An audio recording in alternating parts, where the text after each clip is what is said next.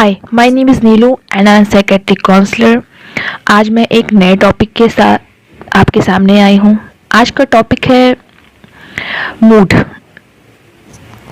हर दिन हर किसी का मूड अलग होता है। कभी कोई खुश होता है तो कभी कोई दुखी होता है।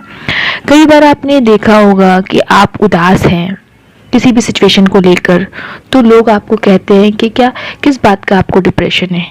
तो आज मैं डिप्रेशन और सैडनेस, ये चीज़ें क्या होती हैं और इसमें क्या अंतर है, और हम सैडनेस को डिप्रेशन नहीं कह सकते, इन सब के बारे में मैं आपको जानकारी दूंगी।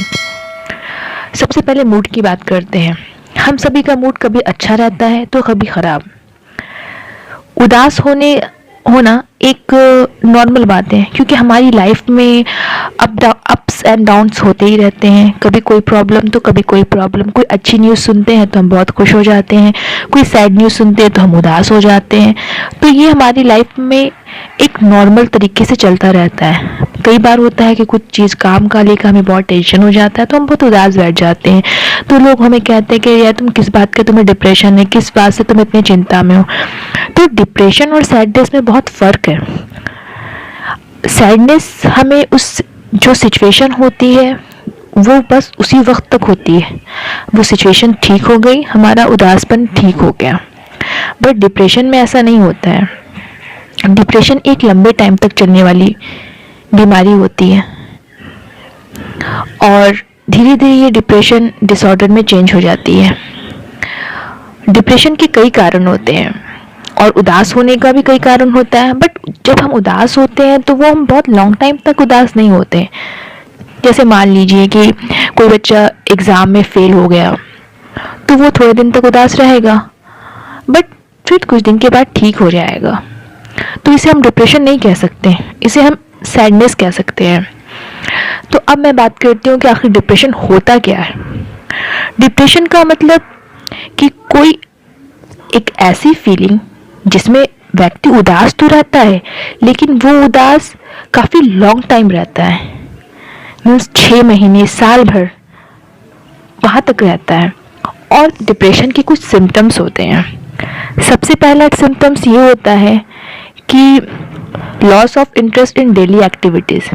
जो डेली एक्टिविटीज़ में हम जो काम करते हैं, हमारा इंटरेस्ट धीरे धीरे उसमें से हटता रहता है। बट इसका मतलब ये नहीं है कि कई बार होता है कि हमें एक दिन कुछ करने का मन नहीं होता, या तो ऑफिस में या फिर हाउस वाइफ है तो आज कुछ मन नहीं करता, सुस्ती जैसी रहती है।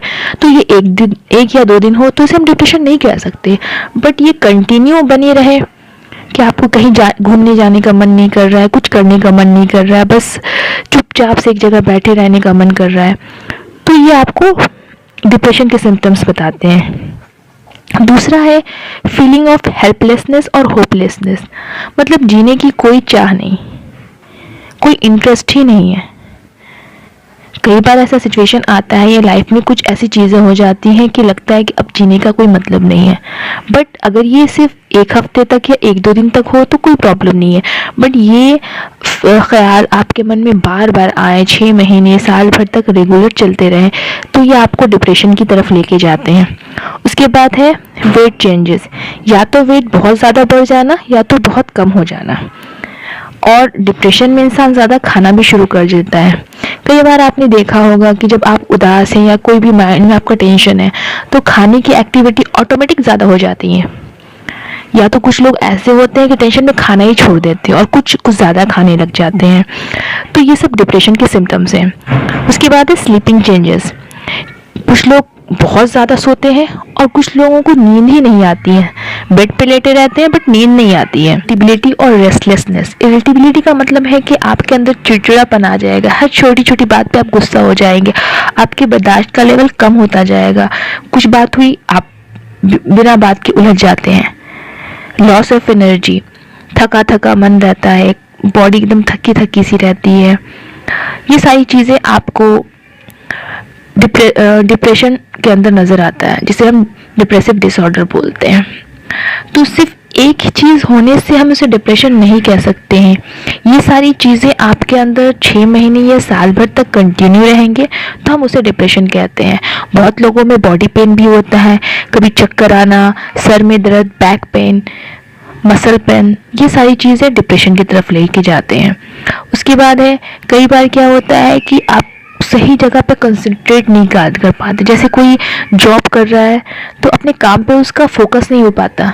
जैसे कोई कुछ भी पढ़ रहा है, बुक्स तो पढ़ रहा है बट उसकी तरफ उसका ध्यान नहीं है, और खुद पे कॉन्फिडेंस नहीं है, कॉन्फिडेंस लेवल काफ़ी कम हो जाता है। ये सारी चीज़ें डिप्रेशन की तरफ लेके जाते हैं। तो ये सारी चीज़ें तो मैंने आपको सिम्टम्स बताए कि ये सारे सिम्टम्स होते हैं तो ही हम इसे डिप्रेशन कहते हैं। मेरा इस वीडियो में आपको सिर्फ ये बताना था कि सैडनेस और डिप्रेशन ये दो अलग चीज़ हैं। अच्छा, डिप्रेशन कब डिसऑर्डर में बनता है, इसके भी कुछ सिम्टम्स हैं, और डिप्रेशन में जाने के कुछ तो आपके ऐसे इवेंट्स होते हैं, मीन्स लाइफ में कुछ ऐसी चीज़ें हो जाती जिसकी वजह से इंसान डिप्रेशन में चला जाता है। या तो किसी का डेथ हो गया है, या कोई एक्सीडेंट हो गया है, या फिर डिवोर्स हो गया है, या फिर कोई बीमारी की वजह से, ये सारी चीज़ें हैं। दूसरा क्या है, अननेसेसरी, बिना कोई रीज़न ही नहीं है उसके भी कारण लोग डिप्रेशन में जाते हैं। तो इसके बारे में डिटेल में आपको नेक्स्ट वीडियो में बात करूंगी। मैंने आपको एक छोटी सी वीडियो में आपको ये समझाने की कोशिश की है कि सैडनेस और डिप्रेशन में क्या अंतर है, कि नेक्स्ट टाइम अगर आप किसी को बोलते हो कि भाई तुम डिप्रेशन में हो, तो आपको समझ में आए कि ये डिप्रेशन नहीं है, सैडनेस है, क्योंकि मूड हर वक्त चेंज होता रहता है। ठीक है, आज का मैं वीडियो यहीं पर स्टॉप करती हूँ।